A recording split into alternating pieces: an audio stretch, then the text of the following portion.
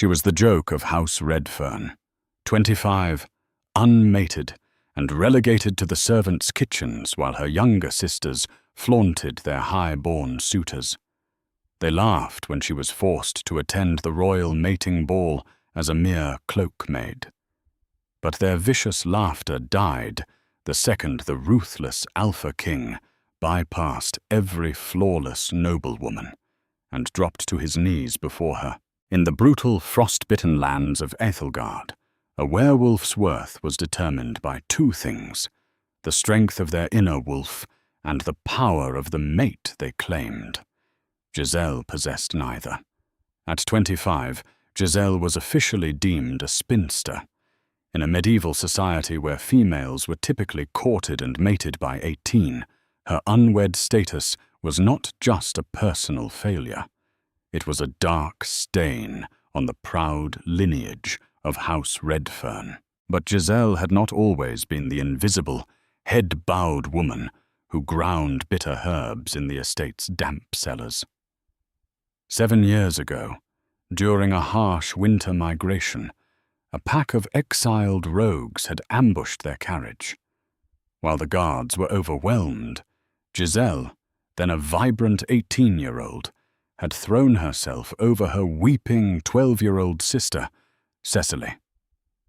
Giselle's wolf had surged forward to fight, but the rogue leader's claws had torn through her shoulder, nearly severing her spine. She survived, but the trauma ran so deep that her inner wolf retreated into a dormant, unreachable abyss. Without her wolf's presence, Giselle's scent, the unique, intoxicating fragrance that called out to a potential mate, faded into nothing. She was effectively broken. A shell. "Giselle, are you deaf as well as useless?" The shrill voice of Clarissa, her middle sister, shattered the quiet of the apothecary room. Giselle sighed, wiping her stained hands on her rough linen apron before turning. Clarissa stood in the doorway, practically glowing in a gown of crushed sapphire velvet. Beside her stood Cecily, now 19, draped in emerald silk and wearing a smirk that had become a permanent fixture on her delicate face. "I am listening, Clarissa," Giselle said softly, her voice raspy from disuse. "Lord Gregory is arriving within the hour," Clarissa snapped, inspecting her perfect manicure. "And Baron Thomas is riding in with his entourage for Cecily. Mother demands that you remain out of sight. The scent of your filthy wolfsbane and camphor makes the high-born males nauseous. We cannot have them reminded of our family's defect." "I will stay in the cellars," Giselle replied, swallowing the familiar lump of humiliation in her throat. She looked at Cecily, the sister she had bled for. Cecily merely wrinkled her nose in disgust. "See that you do," Cecily sneered. "It is bad enough that the king has summoned all noble houses to Ironhold Castle for the great mating ball. Mother is furious that the decree forces every living daughter to attend. Having to present an unmated, barren 25-year-old to the Alpha King is going to ruin my chances of securing the Baron's formal claim." Giselle flinched. The royal decree had arrived 2 days prior, bearing the heavy black wax seal of King Caelan of House Whitmore. The king, known across the realms as the Iron Wolf, had unified the warring northern territories through a campaign of ruthless bloodshed. He was 30 years old, fiercely powerful, and dangerously unmated. Rumors whispered that the king's inner beast was growing unstable, driven half-mad by the desperate need to find his fated mate. Thus the great mating ball was not an invitation. It was a mandate. "I have already spoken to father," Giselle said quietly, staring at the stone floor. "I will not stand in the presentation line. I will attend only as your cloak-maid. I will wait in the servants' alcove. No one will know I am a daughter of House Redfern." Clarissa exchanged a triumphant look with Cecily. "Good. You finally understand your place. See to it that my travelling cloaks are pressed. If there is a single wrinkle, I will have father banish you to the outer villages." As her sisters swept out of the room, leaving a trail of heavy rose water and jasmine perfume, Giselle sank onto her wooden stool. She reached up, rubbing the thick, raised scar beneath her coarse woolen dress. Her heart ached, not for a mate, but for the family that had discarded her the moment she lost her strength. She had spent the last 7 years making herself invisible, masking any lingering trace of her natural scent with sharp, pungent herbs, rosemary, crushed wolfsbane, and dried mint. She had accepted her fate. She was the broken elder sister, unwanted, unmated, unseen. But as she began packing her sister's lavish cloaks for the journey to Ironhold Castle, a strange, unexplainable shiver ran down her spine. Deep within her, beneath layers of trauma and silence, something incredibly faint stirred. Ironhold Castle was a fortress carved from the side of a black mountain, its jagged spires piercing the storm-clouded sky. Inside, the great hall was a masterpiece of medieval opulence. Thousands of candles floated in iron chandeliers, casting a golden glow over the roaring hearths. The air was thick with the suffocating scents of hundreds of anxious werewolves, musk, fear, lust, and the overwhelming floral perfumes of desperate noblewomen. Giselle stood pressed against the cold stone wall of the servants' alcove, wrapped in a trub, ill-fitting grey wool gown. Her arms were laden with Clarissa and Cecily's heavy, fur-lined cloaks. From her hidden vantage point, she watched the elite of Ethelgard mingle. Her sisters were holding court in the centre of the room. Clarissa hung off the arm of Lord Gregory, while Cecily giggled at something Baron Thomas whispered in her ear. They were the undisputed jewels of the ball, radiating confidence and haughty grace. Lord Harrison and Lady Vivian watched their younger daughters with chests puffed in pride, conveniently forgetting their eldest was standing 50 feet away, holding their garments like a common thrall. Suddenly, the heavy blast of war horns echoed through the hall. The music ceased instantly. The murmurs died. Every werewolf in the room dropped to a knee, bowing their heads in total submission. Even hidden in the alcove, Giselle felt the crushing, suffocating weight of an alpha's aura press down upon the room. It was heavy, dark, and smelled sharply of ozone, pine, and fresh snowfall. Her breath hitched.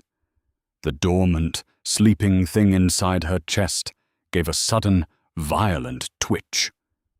Giselle gasped, clutching her chest, her fingers trembling. "What is happening?" she thought, panicking as a wave of heat flushed her skin. King Caelan Whitmore strode into the hall. He was a terrifying sight. Towering over every male in the room, his shoulders were broad enough to block out the light. He wore armor of dark, polished leather and a cloak of black dire-wolf fur. His face was ruggedly handsome, marked by a thin, silvery scar crossing his left brow. But his eyes were what made men cower. They were a piercing, glowing amber, the eyes of a predator barely holding back its beast. "Rise," Caelan commanded. His voice was a low rumble that vibrated through the stone floors. The court stood. The presentation line began. House by house, the unwed females were paraded before the king. Caelan sat upon his obsidian throne, looking utterly bored, his chin resting on his massive hand. He dismissed woman after woman with barely a glance. When House Redfern was called, Lord Harrison puffed out his chest and led Clarissa and Cecily forward. Even though Clarissa was unofficially promised to Gregory, Lady Vivian had insisted both girls try for the king. "Your Grace," Lord Harrison bellowed, "I present my beautiful daughters, Clarissa and Cecily, the pride of our bloodline." King Caelan's amber eyes flicked over the two girls. Cecily batted her eyelashes, purposely shifting her stance to show off the deep cut of her emerald gown. Caelan inhaled deeply, tasting their scents on the air. He sneered. "Vain and hollow. Next." The room gasped. Cecily's face flushed scarlet, and Clarissa looked as though she had been struck. Humiliated in front of the entire kingdom, the sisters backed away. As they retreated into the crowd, Cecily caught sight of Giselle in the alcove, watching them. Fury, hot and irrational, boiled over in Cecily's eyes. She needed a scapegoat. She needed to deflect the court's whispers. As a servant passed with a heavy silver tray of red wine, Cecily deliberately stuck her foot out. The servant tripped. The tray went flying. With a calculated shove, Clarissa pushed Giselle out of the alcove, right into the path of the disaster. Crash! Giselle hit the marble floor hard, the heavy fur cloaks scattering. 3 goblets of red wine shattered against her chest, drenching her grey wool gown in dark, sticky liquid that looked terribly like blood. The great hall fell dead silent. Giselle froze, her hands pressed against the cold stone, wine dripping from her chin. The scent of rosemary, wolfsbane, and spilled wine flooded the immediate area. "Good heavens," Cecily announced, her voice piercing the silence, ringing with fake pity. "Forgive the interruption, Your Grace. It is only our tragic elder sister, Giselle." Lord Harrison looked ready to murder someone. Lady Vivian hid her face behind her fan. Clarissa stepped forward, making sure her voice carried to the throne. "She is clumsy and unmated, King Caelan, a spinster at 25, touched in the head and devoid of a wolf. We brought her merely to carry our cloaks, as she is fit for little else. Forgive her pathetic display." Cruel laughter rippled through the noble houses. Snickers echoed off of the high vaulted ceilings. Giselle closed her eyes, hot tears stinging the corners of her vision. "Let the floor swallow me," she prayed. "Please let me die here." She scrambled to pick up the cloaks, her scarred shoulder screaming in pain from the fall. On the throne, King Caelan had been staring into the middle distance, annoyed by the interruption. But then an anomaly hit his heightened senses. Beneath the overwhelming stench of spilled wine, cheap perfume, and sharp wolfsbane, there was something else. A scent so faint, so buried, it was like a whisper in a hurricane. Rainwater, wild jasmine, wood smoke. Caelan's body went rigid. His inner wolf, which had been pacing in restless, feral agony for over a decade, suddenly slammed against the forefront of his mind, howling so loudly it nearly blinded him. The king stood up. The sheer force of his movement knocked his heavy oak side table over. The loud clatter silenced the room's laughter instantly. Giselle didn't dare look up. She was on her knees, clutching a wine-soaked cloak, shivering. Caelan descended the steps of the dais. Thud, thud, thud. His heavy boots against the stone sounded like the ticking of a death clock. The crowd parted like water, terrified of the murderous expression on the king's face. He was staring directly at the spot where the Redfern family stood. Clarissa nudged Cecily, a thrilled smile breaking through her previous humiliation. "He is coming to punish her," she whispered excitedly. "Or perhaps he realizes we are the only worthy females here." Caelan ignored Clarissa. He ignored Lord Harrison, who was hastily bowing. The Alpha King walked right past the beautiful, glowing sisters, not even acknowledging their existence. He stopped directly in front of the kneeling, wine-soaked servant girl. Giselle stared at the tips of his black leather boots, her heart hammering wildly against her ribs. The dormant wolf inside her, dead for 7 years, suddenly ripped its eyes open and clawed at her chest, roaring in recognition. Slowly, Kalen dropped to his knees on the wine-stained floor, heedless of the dirt on his royal armor. He reached out with a trembling, leather-gloved hand, gently catching Giselle's chin and tilting her face up to meet his. His glowing amber eyes locked onto her terrified brown ones. A possessive, earth-shattering growl vibrated from the king's chest, echoing through the dead-silent hall. "Mine," the Alpha King whispered. The word hung in the cavernous expanse of the great hall, suspended like a blade over the hushed crowd. Mine. King Kalen Whitmore, the Iron Wolf, the ruthless warlord who had slaughtered entire rebel packs without blinking, was kneeling in a puddle of spilled wine. His large, scarred hands cupped Giselle's tear-stained face with a reverence usually reserved for the divine. For a moment, the world simply stopped spinning. Then the shock shattered. "Your Grace!" Lord Harrison's voice cracked, sounding like a dying crow. He scrambled forward, his face pale with panic and confusion. "Your Grace, there has been a terrible mistake. That is Giselle. She is our eldest, yes, but she is barren, broken. She has no wolf, no scent, no strength. She is not fit to warm your bed, let alone stand as your mate." Kalen slowly turned his head. The tenderness in his amber eyes vanished, replaced instantly by a glacial, murderous fury. The king did not raise his voice. He did not need to. His alpha aura exploded outward, a physical shockwave of suffocating dominance that dropped every werewolf in the hall to their hands and knees. The heavy iron chandeliers above them groaned under the sudden shift in atmospheric pressure.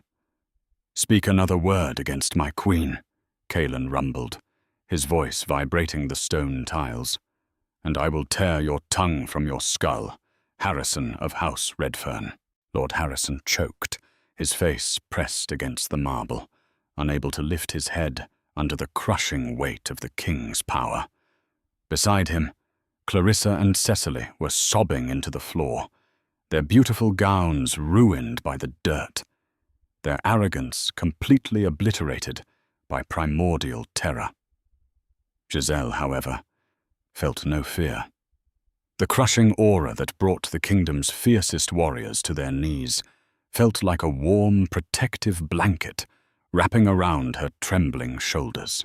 "Look at me," Kalen whispered, returning his attention to her.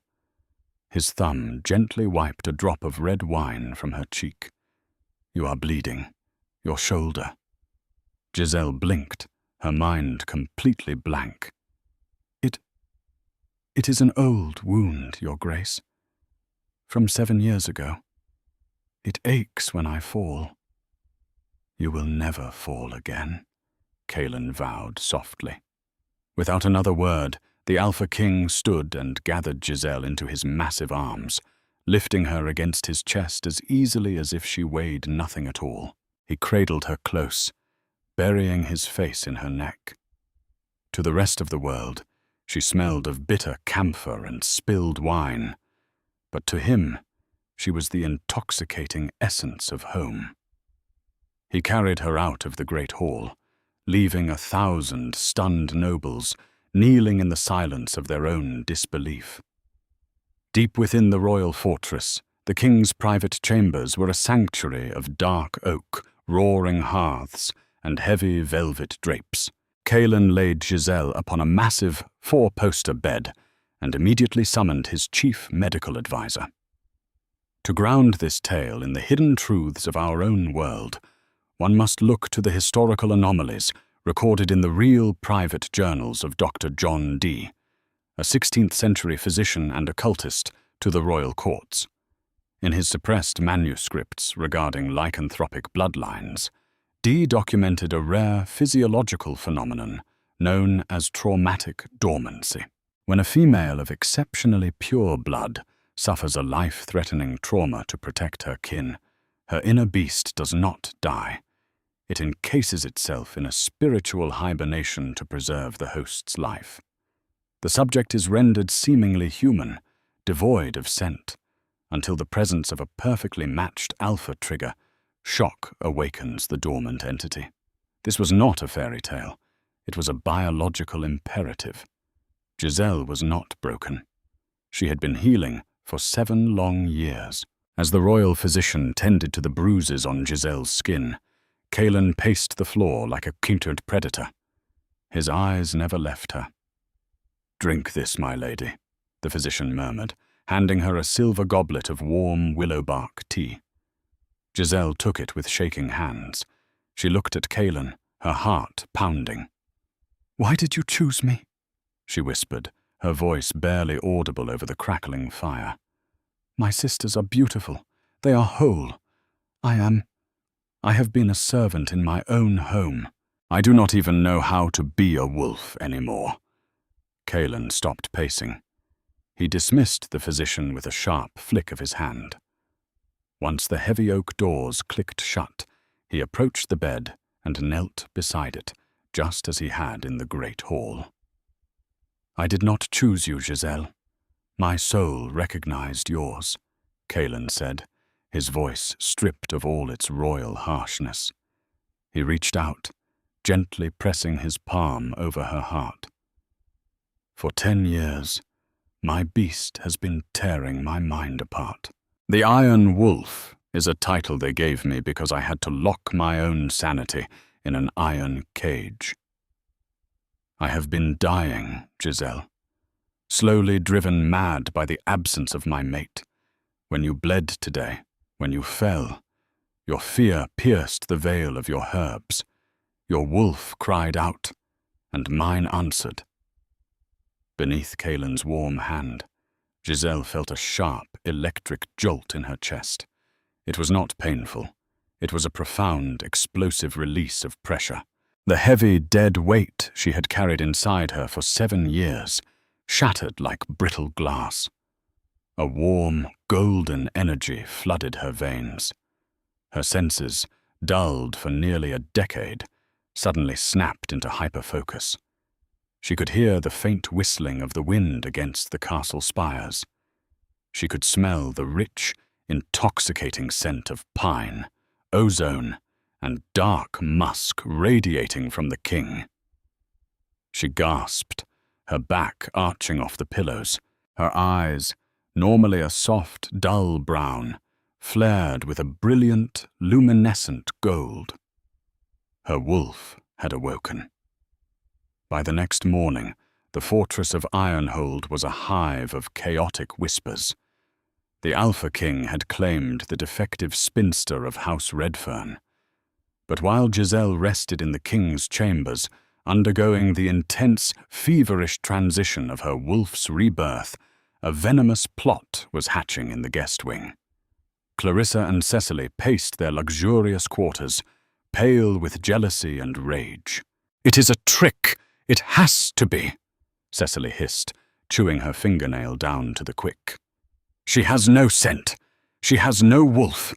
The king is under a spell. She must have poisoned him when she fell." Clarissa's eyes narrowed. She walked over to the modest canvas bag Giselle had brought with her, the bag meant for mending their cloaks and holding her apothecary supplies. Clarissa violently dumped the contents onto the floor. Needles, thread, and several small glass vials scattered across the stone. Clarissa picked up a vial filled with crushed, dark purple leaves. "Wolfsbane." "Look at this," Clarissa whispered, a wicked smile spreading across her face. "Wolfsbane, black hellebore, nightshade. She is a hedge witch. She used dark apothecary arts to confuse the Alpha King's senses. The Elder Council will execute her for treason. Without wasting a second, the sisters gathered the vials and demanded an emergency audience with the Elder Council, the governing body of ancient wolves who held the power to challenge the king on matters of sacred law. Within the hour, Cailan was summoned to the High Council chamber. He stood before the semicircle of elders, his face a mask of restrained violence. Clarissa and Cecily stood trembling but defiant in the center of the room, Lord Harrison cowering behind them. "Your Grace," Elder Malachi began, his voice echoing in the cavernous circular room. "These young women of House Redfern have brought forth a grave accusation. They claim the female you declared as your mate is entirely devoid of a wolf, and that she used these illicit, mind-altering toxins, specifically wolfsbane, to bewitch your senses and secure a royal claim." Cecily stepped forward, holding the glass vial high. "She is a fraud, my king. She has manipulated you. She was using these herbs to mask her scentlessness. But she mixed a love draught into the wine she spilled upon you.